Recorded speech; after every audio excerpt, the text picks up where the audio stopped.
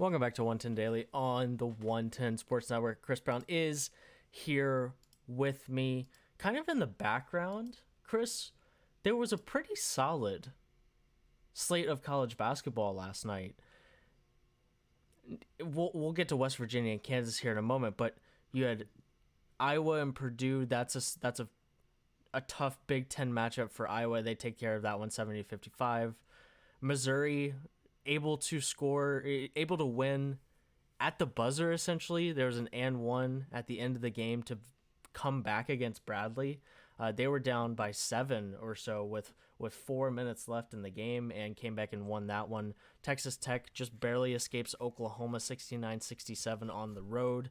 And then NC State knocking off North Carolina in North Carolina, and in both teams' first ACC game. It further illustrates that point that the top of the ACC is wide open, right? And you and I talked last week about how we thought Florida State had a really good chance to win this conference. North Carolina was one of those teams that I believe they were the second highest ranked ACC team at this point, maybe third behind Florida State and Virginia. But UNC starting the ACC play with a road loss to a non-top 25 team. So that the top of that conference is certainly up for grabs. If there was no opening night NBA games, there would have been some more talk about what was going on the college hoop side of things. With that being said, let's talk about the top 7 matchup that happened last night in the Big 12. West Virginia, Kansas 79-65 victory over the Mountaineers, led by Christian Brown's 22 points on 7 of 14 shooting, 6 of 12 from deep. All 5 Kansas Jayhawks in the starting lineup were in double figures and were responsible for 75 of the team's 79 points last night. Chris, your biggest takeaways, what caught your eye from this game last night? Yeah, for me, it was one big thing, and I read about this in a recap from the game last night. Um, the expectation from was that the expectation for West Virginia, the expectation of Kansas for West Virginia was that they would try to deny Kansas open shots on the perimeter. Mm-hmm. Kansas was thinking that that was they're going to be their big thing, was they're going to try to deny open shots on the perimeter, but it turned out that they completely backed off trying to defend the perimeter and tried to deny them the lane instead, and Kansas was able to capitalize. The Jayhawks set a school record for 3-point attempts in a conference game. They had 37 3-point attempts. They hit on 16 of them. It's easy to win So basketball games when you shoot it like that. right. For me, it really, like, I mean, looking at the numbers and looking at what was said post game, for me, it really is that, right. You're going to win basketball games when you shoot it like that, and it wasn't even just that they shot it like that, and West Virginia was trying to stop that outside shot. They kind of just their game plan. West Virginia's game plan really was to focus on keeping them out of the paint. And I saw quotes from Kansas players after the game. Maybe it was I think it was player, assistant coach, something like that. That just basically they were surprised. They did not expect that they would get those open shots on the perimeter, but they just decided, sure, we'll take them. We'll go for it. Right. West Virginia actually led this game by 1 at halftime, and then Christian Braun and Jalen Wilson heated up. Kansas ran away with the game. Um, Kansas now, right? Their lone loss was to Gonzaga. They've beaten Kentucky on a neutral court, Creighton and Texas on the road, and now they beat West Virginia. So I mean, it's right. They're racking up those high profile wins. Mm-hmm. I've had a question for them, and I mentioned this with Josh yesterday on the show. One question I've had for Kansas is, do they have that consistent top scorer, that guy that can be the one who steps up for them? Mm-hmm. Maybe it's Braun. Maybe it's. I mean, there are different guys that it could be. There have been so many guys who've stepped up, so Mm-hmm. I'm not concerned about them having the ability to have guys who have those big games who step up in the key moments. Mm-hmm. I'm not as confident necessarily that there's that one guy who, if you're in a trouble spot, can rescue you essentially. Sure. But this isn't the Kansas team of last year, but it's clear that this team is more than the sum of its pieces when they play together, when they move the ball as well as they did Mm-hmm. last night, which is one thing I saw. They moved the ball really, really well. and then we're hitting those 3 pointers. Obviously, they're not going to do it at that rate. They're a tough team to beat, and they're showing that they're racking up those high profile wins early in the season.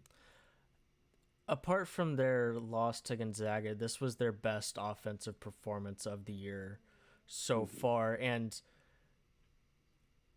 Christian Braun showing why he's one of the more terrifying shooters in the country is that there aren't, I mean, there are some games that he's just not super effective at all.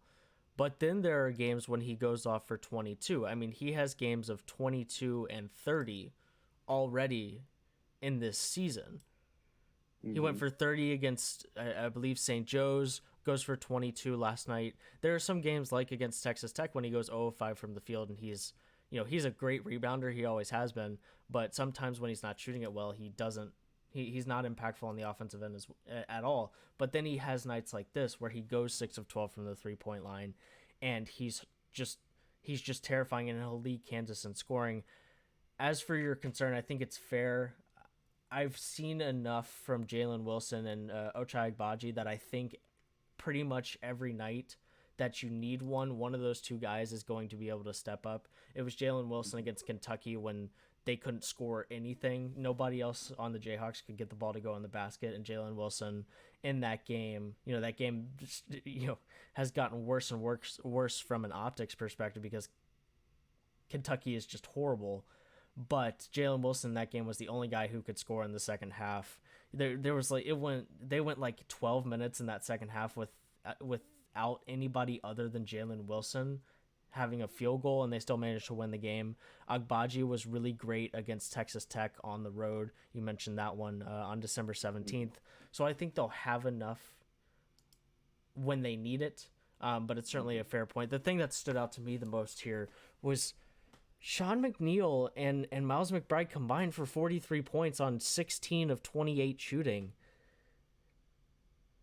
And West Virginia still only came away with 65 points, and they lost by 14. Oscar Tshiebwe and Derek Culver were essentially non-existent. Tshiebwe in foul trouble again, only played 18 minutes. This West Virginia team is not going to win any games in which those two guys only score 11 points.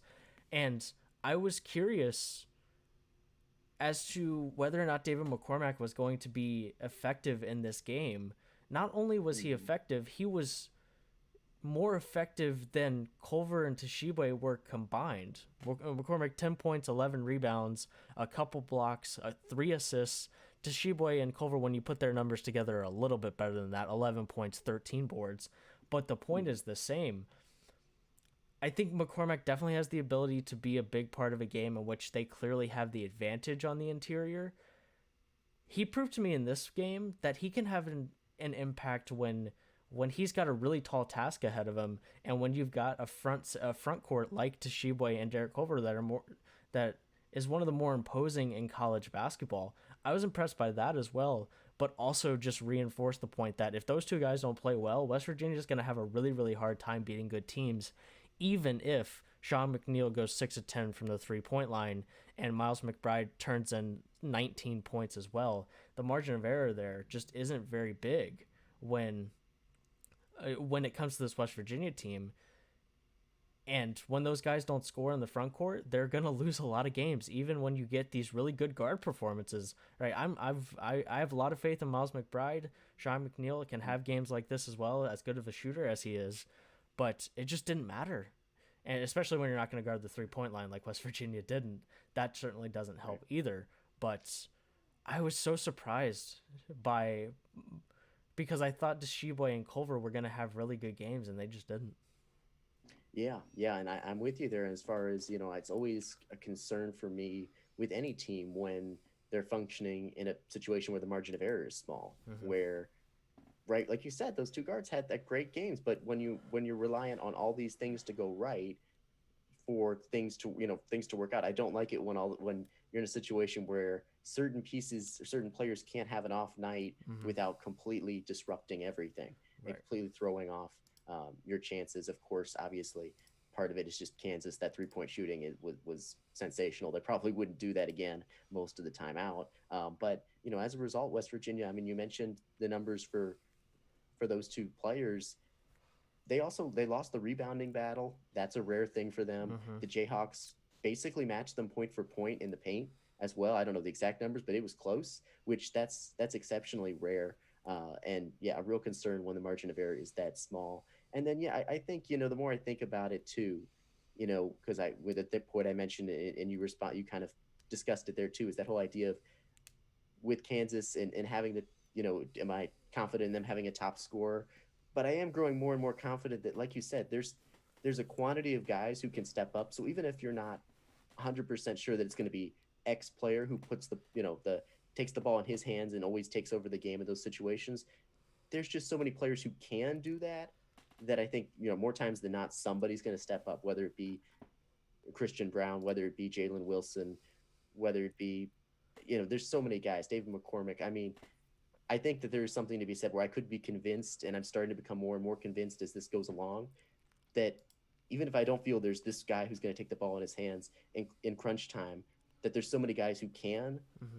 that I'm not necessarily concerned by the lack of that, that one guy. So yeah, I'm getting more and more confident in this Kansas team each time out, and West Virginia. It's not a reason to hit the panic button, It's but exactly at what we all. thought they were. It's exactly what Right, they thought they were. They're a team that is right, and they didn't do the things that they almost always do. They didn't play phenomenal right. defense, and they didn't rebound as well as they usually do, which is Hmm. typically why they are always in games. We know that they're Right. they're going to have issues scoring the ball. They always have. At least Sure. with this era iteration whatever of this West Virginia team with this great front court and sort of after as they strayed away from Press Virginia and didn't have the personnel to do that, we knew that they weren't going to be able to score. But when, like you said, when they don't rebound it, when they get out rebounded and Toshiba and Culver have bad games, then you can't expect them to beat any good teams. It's just not. Yeah. It's just not fair because that's not how they're constructed, and that front court is the heart and soul in multiple ways of that team, and the success that they have starts with them. As you mentioned Kansas, you know they've now beat two of the other five best teams in the Big 12. One on the road, one at home. They get Texas next, and then they have a stretch that's a pretty light load, relatively speaking, as light as the load in the Big 12 can get. 4 or 5 straight games against at least currently unranked teams. And this is why they're so hard to bet against in the Big 12 is that they win games against the other good teams in the conference. They find ways to win games on the road against top 25 teams in the Big 12. And it's why, Baylor's going to have to, even if Baylor is the better team, they're going to have to be really good in conference play because Kansas is just always good. And here we are several games into conference play, and what do you know? Kansas is right there again. They look really strong. They're third in the country, like clockwork, and Baylor's going to have to be really good to win this outright. I think sharing the Big 12 title with them is a very real possibility. But they're going to have to be impressive because clearly Kansas has come to play again in the Big 12, and that's the least shocking news of 2020. Yeah, absolutely. Yeah, it's going to come down to, very likely, right. You come out one day if you're Baylor, if you have a couple of off games, that's the difference. I mean, that's Right. you have a couple off. You can't have. I mean, we talked about margin of error, right? The margin of error for them in terms of having a shot at winning the conference title, sharing the conference title. Kansas just always shows up, like you said. They're always showing Mm-hmm. up. So for Baylor, it's absolutely realistic, like you said, that they can end up sharing the conference title potentially.